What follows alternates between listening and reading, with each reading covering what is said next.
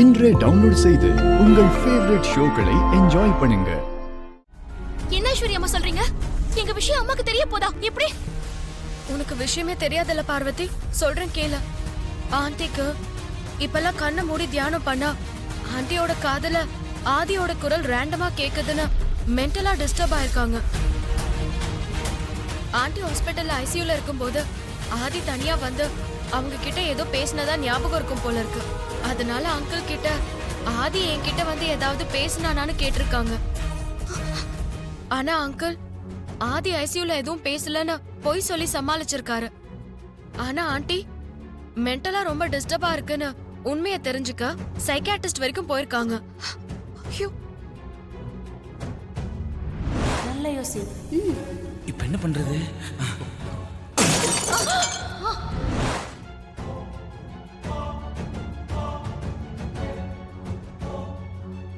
ஆதி ஐசியூக்குள்ள போய் ஆண்டி கிட்ட என்ன பேசினாருன்னு தெரியல. ஒருவேளை உங்க காதல் கல்யாணத்தை பத்தி பேசியிருந்த டாக்டர் மூலமா ஆண்டிக்கு உண்மை தெரிய வந்தா ஆண்டியை எப்படி சமாதானப்படுத்துறதுன்னு நாங்க ரொம்ப பயந்து போயிருக்கோம். இந்த விஷயத்தை பெரிய கிட்ட சொன்னீங்களா? இது வரைக்கும் சொல்லல.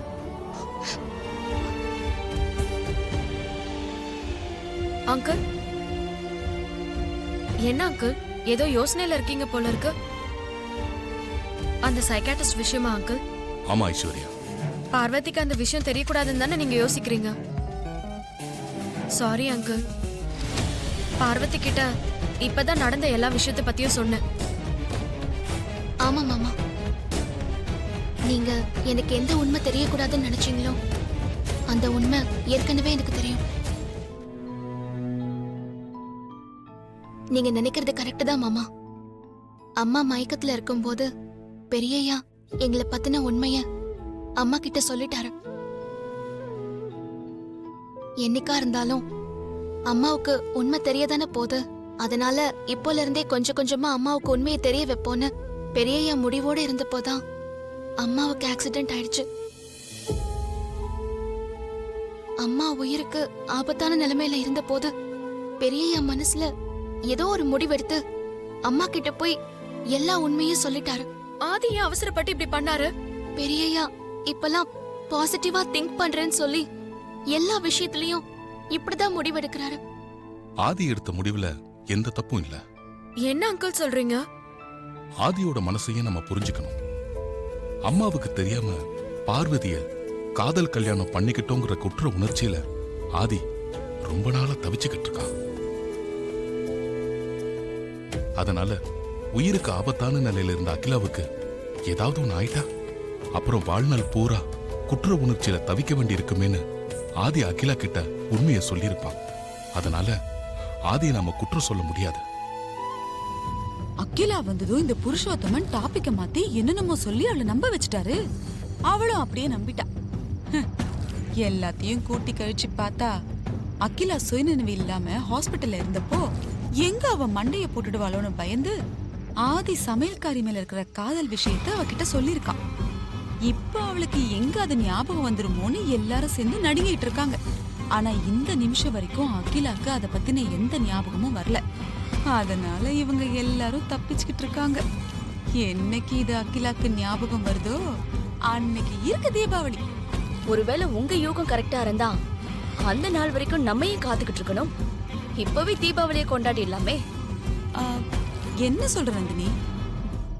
நீங்க தான் புள்ளி வச்சாலே ரோடு போட்டு காரை ஓட்டிடுவீங்களா ஆண்டி?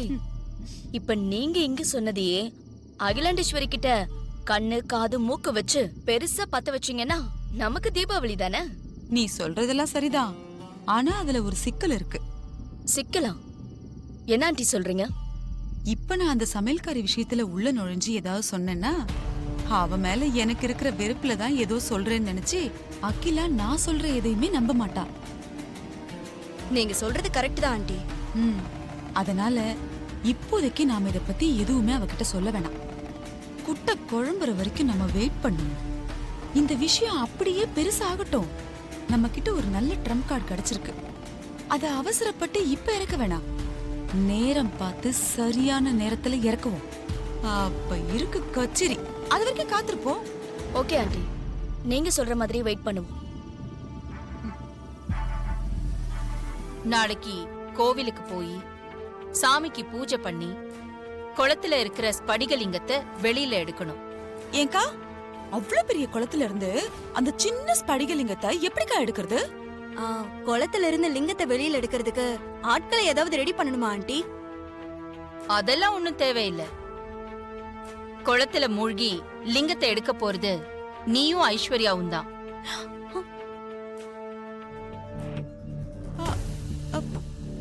அக்கா என்னக்கா சொல்றீங்க? அந்த பெரிய குளத்துக்குள்ள இறங்கி மூழ்கி ஐஸ்வர்யாவும் மித்ராவும் லிங்கத்தை கொண்டு வரதா? எப்படிக்கா அது நடக்கும்? வேற வழியே இல்ல. இவங்க 2 பேரும் தான் குளத்துல மூழ்கி லிங்கத்தை வெளியில எடுத்துட்டு வரணும். அது குருஜி உத்தரவு.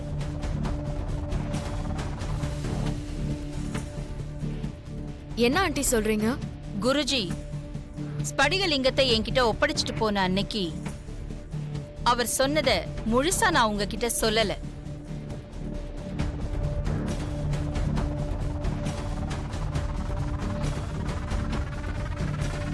பௌர்ணமி அன்னைக்கு உங்க 2 மருமகள்களையும் குலதெய்வ கோவில் குளத்துக்குள்ள மூழ்கி தண்ணிக்குள்ள இருக்கிற ஸ்படிகலிங்கத்தை வெளியே எடுத்துட்டு வர சொல்லுங்க.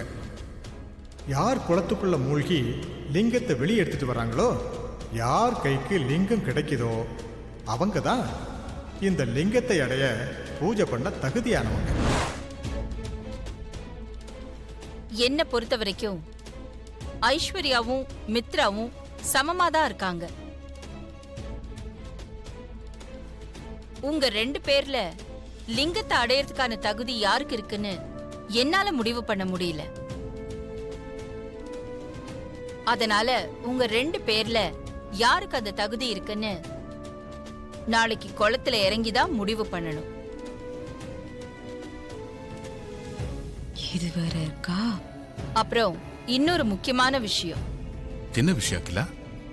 நாளைக்கு நடக்க போற இந்த பூஜையில நம்ம குடும்பத்தை சேர்ந்த ஆண்கள் யாரும் கலந்துக்க கூடாது. அதனால அருண், ஆதி, நீங்க யாரும் கோவிலுக்கு வரக்கூடாது.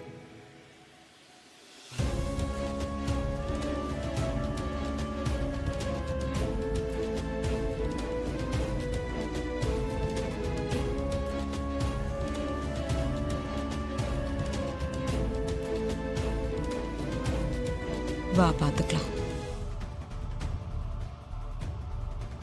அங்கிள், நீங்க சொன்ன மாதிரி ஸ்படிகலிங்கத்தை அடையிற தகுதி பார்வதிக்கு தான் இருக்கு. என்ன நடக்குதுன்னு பாப்போம். எல்லாம் நல்லதே நடக்கும்.